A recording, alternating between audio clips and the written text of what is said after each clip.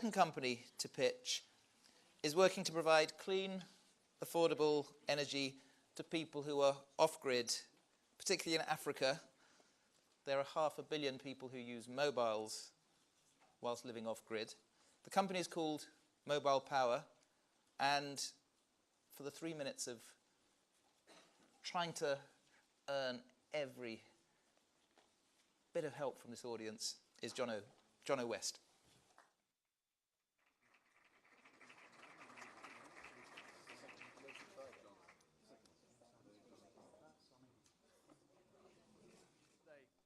I would like to introduce you to one of our customers, Mariatu, sat here with her family in West Africa.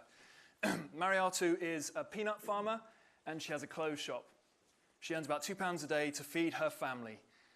She has no electricity, no lighting, no internet, no landline, no postal system. Imagine trying to run your business like that. She does, however, have a mobile phone, her prized possession. One text can literally save her a 3-day walk. She uses it to buy and sell her commodities, to bank, to even get money sent from relatives who work abroad. However, she has no electricity, so by Wednesday of every week, her battery is flat, and recharging is a mammoth task. She has to go in a cramped minibus to the local market, leave her phone on a diesel generator overnight, return the next day and pick it up. The whole process costs her over £1, which is half a day's wage, not to mention the wasted time and loss of earnings. And often she's faced with a difficult decision between choosing between paying her children's school fees or charging her phone and keeping her business afloat. 1.3 billion people live off-grid. Over half of these now have a mobile phone. There are more mobile phones in Africa than there are mobile phone subscriptions in Africa than there are in Europe or North America. Entire livelihoods are based on these mobile networks, yet they struggle to keep their phone battery charged. On the face of it, solar would seem an obvious solution.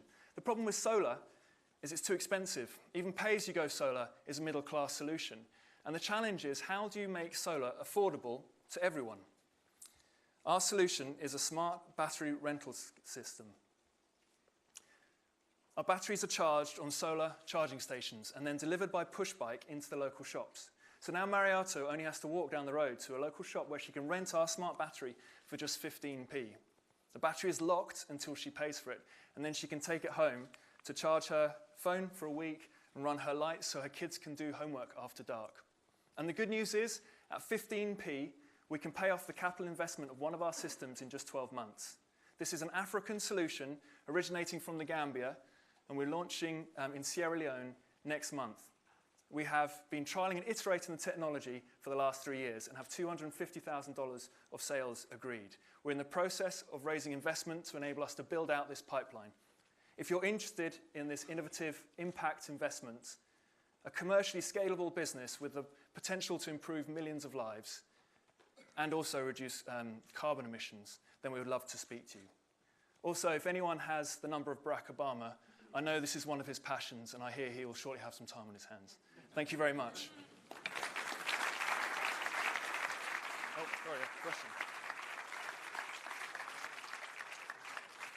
These requests get more and more ambitious. When I first started coming here, it was, I want to meet the guy from Cafe Nero.